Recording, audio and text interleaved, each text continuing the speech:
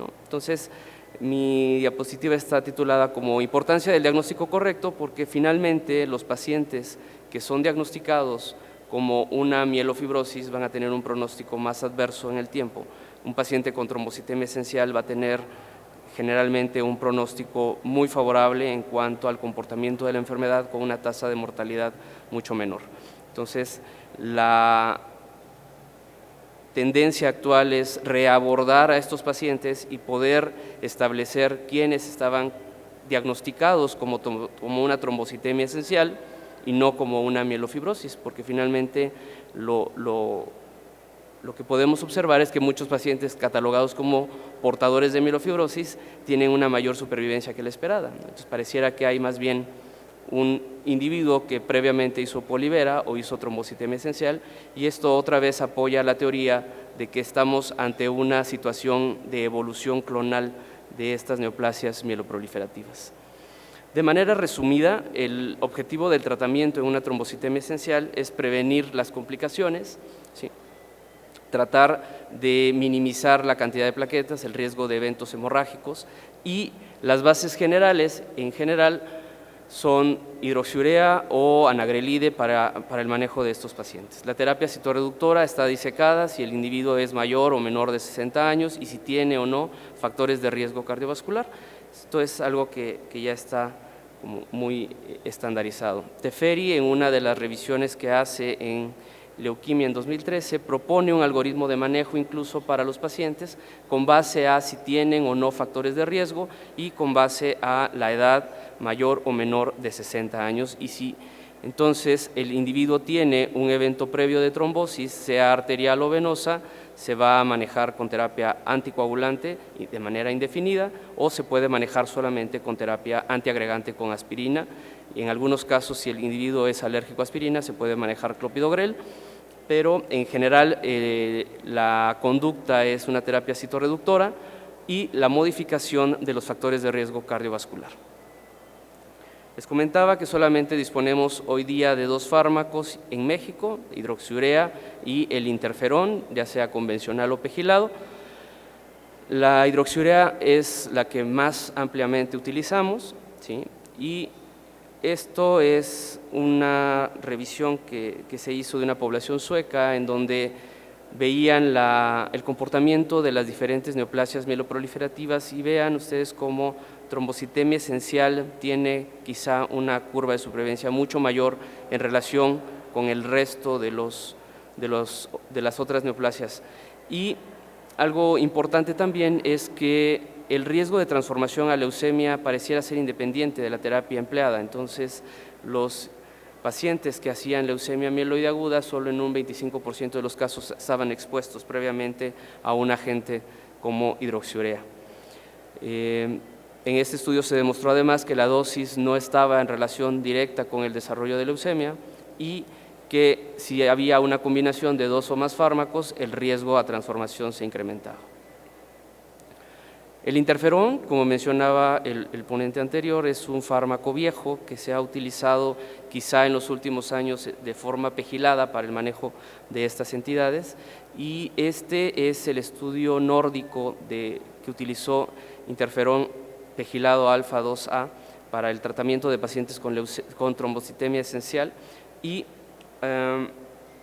aquí lo importante del estudio es que se logró una reducción de la cuenta plaquetaria con dosis estándar del interferón, y se buscaba adicionalmente la modificación en la calidad de vida, que el paciente tuviera mejoría en los síntomas y que se disminuyera el riesgo de transformación a leucemia aguda. Algo importante que también se encontró con este estudio es que la carga alélica de JAK se veía modificada, ¿sí?, en estos pacientes después del empleo del interferón pegilado, y aquí está la tabla que muestra cómo se encontraba la carga alélica pre-interferón y post-interferón. Entonces, es interesante cómo el interferón, por las vías adicionales a JAK2, puede actuar para disminuir la actividad de esta molécula en la proliferación celular. Anagrelide versus hidroxiurea. En México no tenemos anagrelide, pero es un fármaco que se ha utilizado en otras partes del mundo con muy buenos resultados. Hidroxiurea por muchos años se ha considerado como el estándar de manejo para los pacientes. Sin embargo, hay pocos estudios que comparan la efectividad de una u otra. El primer estudio que salió con anagrelide se veía que había menor riesgo de complicaciones, menor riesgo de transformación a leucemia, pero en esta revisión que se publicó en Blood en 2013, se compararon ambos fármacos y se vio que no había superioridad en cuanto a eficacia. Vemos en estas gráficas cómo en el estudio ANAIDRET, que es el que publicaron Glisinger, y vemos cómo las curvas son muy similares en cuanto a efectividad, tanto de anagrelide como hidroxiurea, y en el transcurso del tiempo no se veía diferencia en cuanto a la efectividad de uno o de otro fármaco, ¿sí? Tanto como terapia citorreductora como para la prevención de complicaciones tanto trombóticas como hemorrágicas. Hay estudios recientes que han combinado ambos fármacos, sobre todo cuando el individuo presenta resistencia o a alguna de estas drogas, y entonces en el gráfico del lado derecho inferior pueden observar cómo se modifica la cuenta plaquetaria en aquellos individuos que combinan la hidroxiurea con anagrelide, y esto es una publicación que apareció en Hematológica el año pasado.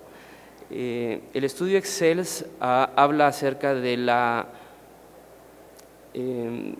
frecuencia con la que el paciente puede hacer cambio en los tratamientos, y este cambio en el manejo de la trombocitemia esencial no es tanto por complicaciones del tratamiento, sino más bien porque hay efectos adversos en el uso de los fármacos, más que una falla del tratamiento como tal para disminuir la cuenta plaquetaria.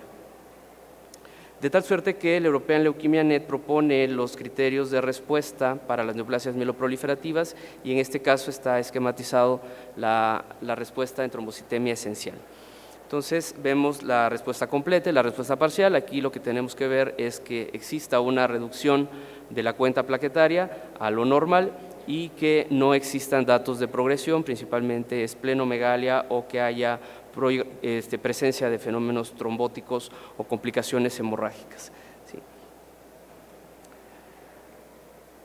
Algo interesante con esas entidades es que los pacientes pueden tener resistencia o intolerancia a los fármacos, y para hablar de esto tenemos ya también criterios bien establecidos que son similares a los que se mencionaron anteriormente para Polivera. En este caso son para trombocitemia esencial, y deben ser considerados una vez que se ha iniciado el tratamiento con el fármaco y que al menos el individuo toma 2 gramos por día de hidroxiurea.